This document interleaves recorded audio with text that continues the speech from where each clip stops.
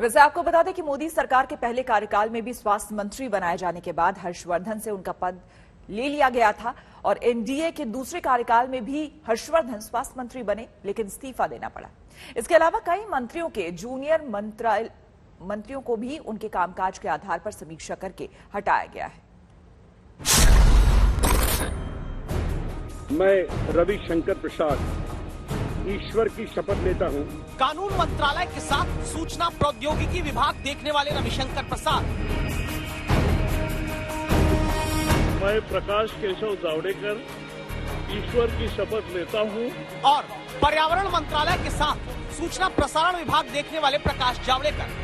बुधवार को मंत्रिमंडल विस्तार से पहले शाम 5:30 बजे जब दर्जन भर मंत्रियों के इस्तीफे में ये दो नाम आए तो एक बार फिर सरकार ने चौंका दिया, क्योंकि 2 से ज्यादा बड़े मंत्रालय संभालने वाले मंत्री ही नहीं बल्कि सरकार और पार्टी का मुखर होकर पक्ष रखने वाले रविशंकर प्रसाद और प्रकाश जावड़ेकर को 36 नए चेहरों की एंट्री के मौके पर 12 पुराने चेहरों के साथ एग्जिट मंत्रिमंडल से होना पड़ता है। लेकिन ऐसा क्यों हुआ?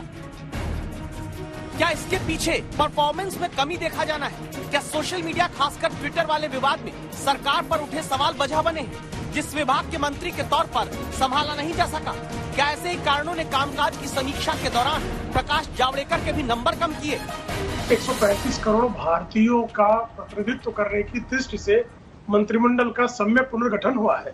अब उस पुनर्गठन में कुछ मंत्रियों की छुट्टी होगी, कुछ नए मंत्री शामिल होंगे, तो जिन मंत्रियों की छुट्टी हुई उनको दंड दिया जा रहा है। इस तरह का विश्लेषण पत्रकार तो कर सकते हैं, लेकिन हमारे यहाँ संगठन भी है, तो कुछ लोग सत्ता से संगठन में आएंगे, संगठन का काम करेंगे, कुछ लोग संगठन से सत्ता की तरफ जाएंगे।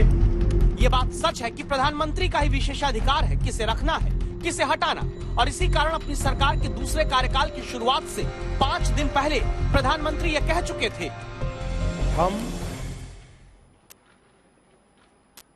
आज नए भारत के हमारे संकल्प को एक नई ऊर्जा के साथ आगे बढ़ाने के लिए यहां से एक नई यात्रा को आरंभित करने वाले हैं। देश की राजनीति में जो बदलाव आया है, अपने अपने स्तर पर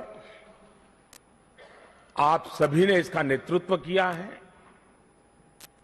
आप सभी इस बदलाव की प्रक्रिया के बहुत बड़े साक्षी भी हैं। क्या वही ऊर्जा अपने 12 मंत्रियों के कार्यकाल में प्रधानमंत्री को नहीं दिखती? और उन्होंने 36 नए चेहरों के साथ 7 पुराने मंत्रियों को प्रमोशन दिया और सूत्रों के मुताबिक ये निर्देश भी अब दिया कि 15 अगस्त तक सभी मंत्री दिल्ली में रहेंगे। संसद के मानसून सत्र में संसद में ही मंत्रालय से संबंधित कार्य करेंगे, सांसदों से मुलाकात के लिए निश्चित समय निर्धारित करेंगे और संसद में अपने वक्त पर मंत्री सदन के भीतर जरूर मौजूद रहेंगे। ऐसा कई बार देखा सुना गया जब सांसदों ने ही शिकायत की कि क्षेत्र से संबंधित समस्याएं दूर नहीं की जाती हैं। तो क्या इसी वजह से कोरोना संकट के बीच स्वास्थ्य मंत्रालय से इस्तीफा होता है? सोशल मीडिया आजादी विवाद के बीच सूचना प्रौद्योगिकी मंत्रालय से इस्तीफा आता है? बेरोजगारी के मुद्दे के बीच श्रम विभाग के मंत्री से इस्तीफा लिया जाता है? शिक्षा और शिक्षा नीति के विवादों के बीच शिक्षा मंत्रालय में चेहरा बदल जाता है और दवाओं की किल्लत के बीच रसायन मंत्री का इस्तीफा होता है। इसके अलावा और दूसरे मंत्रियों के इस्तीफे का कारण क्या बना, संवाददाता हिमांशु मिश्रा आपको जानकारी देते हैं। रमेश पोखरियाल निशंक जो 23 साल बाद जो है एक नई एजुकेशन पॉलिसी लेके आए, लेकिन लोग उससे सहमत नहीं हुए और उनको भी नकार दिया गया क्योंकि उनके कार्य करने की जो शैली थी वो प्रधानमंत्री के साथ मिसमैच करती थी। उनकी परफॉर्मेंस से जो है प्रधानमंत्री वो खुश नहीं थे। संतोष गंगवार बहुत कद्दावर नेता हैं, बीजेपी के कुर्मी हैं, रुहेलखंड से आते हैं और साथ ही साथ जो है वो वाजपेयी सरकार में भी मंत्री रहे, मोदी सरकार 1 में भी मंत्री रहे और अब भी थे, लेकिन स्वास्थ्य कारणों से उनका इस्तीफे की बात आ रही है।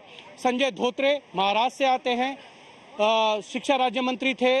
रतनलाल कटारिया ऐसी फेस है, हरियाणा से आते हैं, 4 बार के सांसद थे, लेकिन उनकी छुट्टी करके जो है सुनीता दुग्गल को लाया गया है, हरियाणा से, महिला हैं और तेज तराज नेता हैं, IRS रही है, पहली बार चुनाव लड़ा और जीती हैं।